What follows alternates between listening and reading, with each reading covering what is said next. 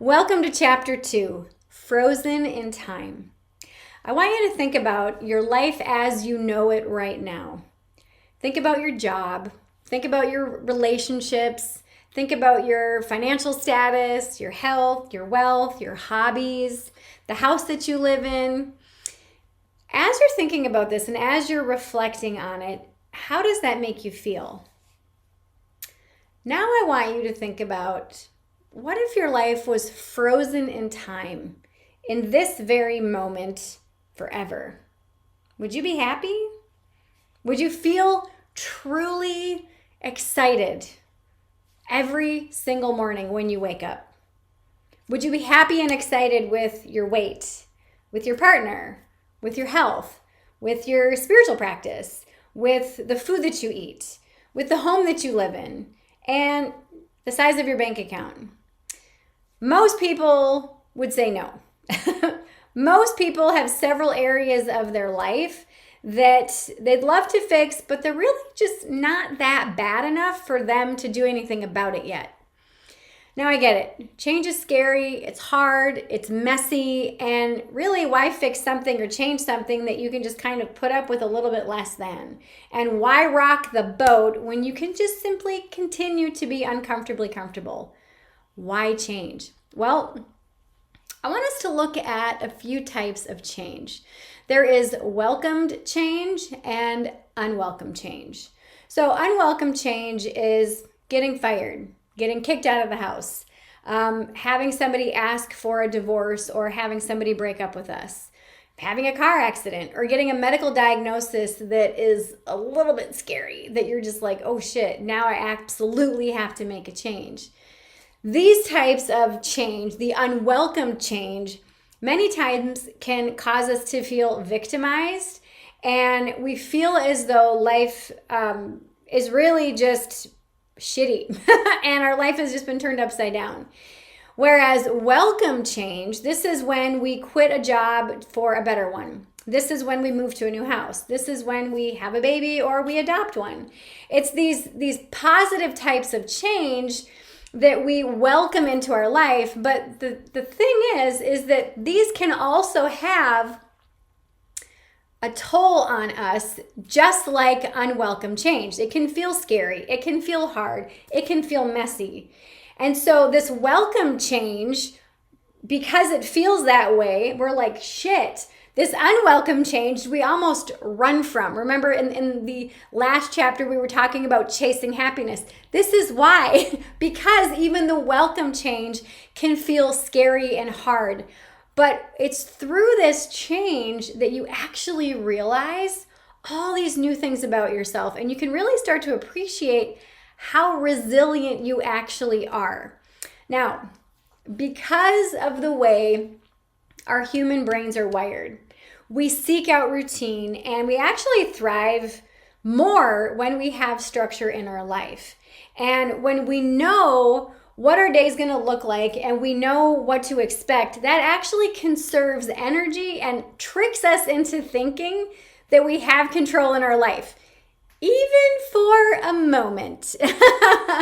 Now, the force that drives us to change is actually awareness.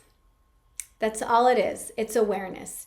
So when we look at our lives, and we look at our lives, especially in this context, if it was frozen in time, and we see what is working versus what isn't working, what that's designed to do is actually help to create some awareness that will cause an internal shift.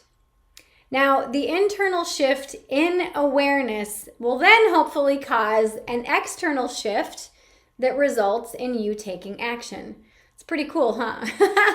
Now, with so much uncertainty in life, really the only thing that we can truly count on is change.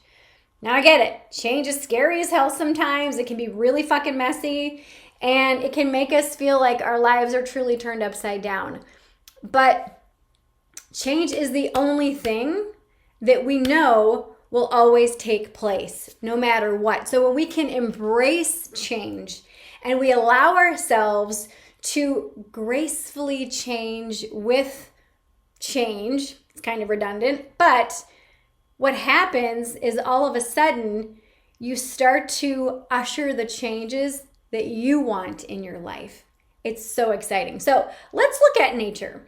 So the changes of the season happen moment to moment, day by day, hour by hour, and it really is quite seamless. I mean, if you look at nature and how it moves from winter to spring to summer to fall back to winter again, it happens so gradually, usually, that people don't notice, unless those people that actually make it a meditative practice to go out and like look at nature. I know one year I had this tree in my yard, and every single day I went out and I looked at the tree and saw the tree go from dormant to full of buds to all the leafy green leaves, and then it went back to dormant again. And it was quite an exhilarating process to watch that tiny, subtle shift every single day in that tree. So this is really what happens when you commit to taking one tiny shift every single day in your life in the direction that you want to go.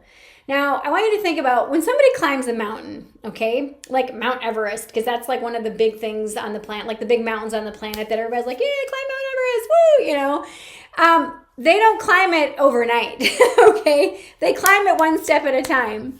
And at first, to them, it might seem impossible, like, oh my God, could I really do that? And then they set out the goal, like, yes, I'm going to climb Mount Everest.